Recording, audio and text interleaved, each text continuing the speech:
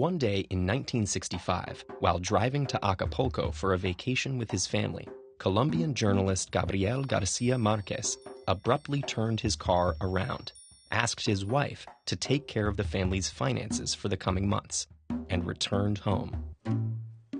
The beginning of a new book had suddenly come to him.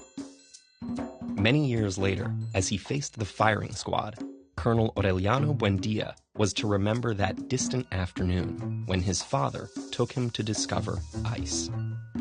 Over the next 18 months, those words would blossom into 100 Years of Solitude, a novel that would go on to bring Latin American literature to the forefront of the global imagination, earning Garcia Marquez the 1982 Nobel Prize for Literature.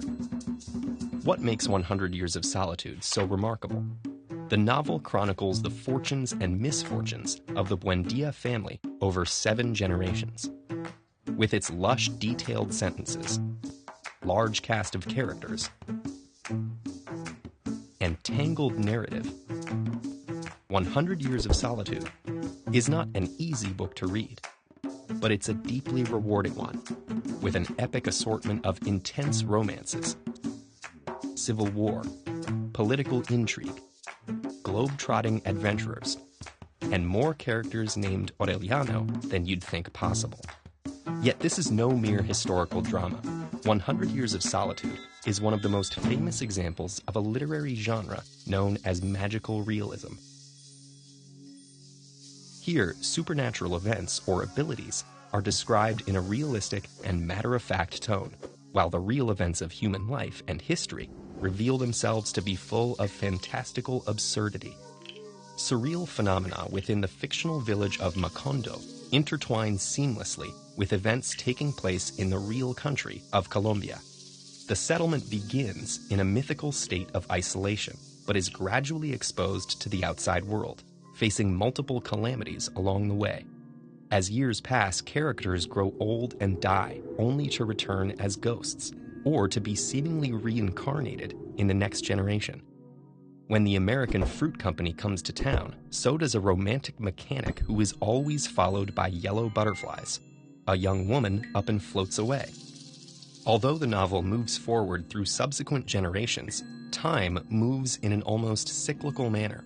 Many characters have similar names and features to their forebears, whose mistakes they often repeat. Strange prophecies and visits from mysterious gypsies give way to the skirmishes and firing squads of repeated civil wars. An American fruit company opens a plantation near the village and ends up massacring thousands of striking workers, mirroring the real-life banana massacre of 1928. Combined with the novel's magical realism, this produces a sense of history as a downward spiral the characters seem powerless to escape. Beneath the magic is a story about the pattern of Colombian and Latin American history from colonial times onward. This is a history that the author experienced firsthand. Gabriel Garcia Marquez grew up in a Colombia torn apart by civil conflict between its conservative and liberal political parties. He also lived in an autocratic Mexico and covered the 1958 Venezuelan coup d'etat as a journalist. But perhaps his biggest influences were his maternal grandparents. Nicolás Ricardo Marquez was a decorated veteran of the Thousand Days War, whose accounts of the rebellion against Colombia's conservative government led Gabriel Garcia Marquez to a socialist outlook. Meanwhile, Doña Tranquilina Iguarán Cortez's omnipresent superstition became the foundation of 100 Years of Solitude's style.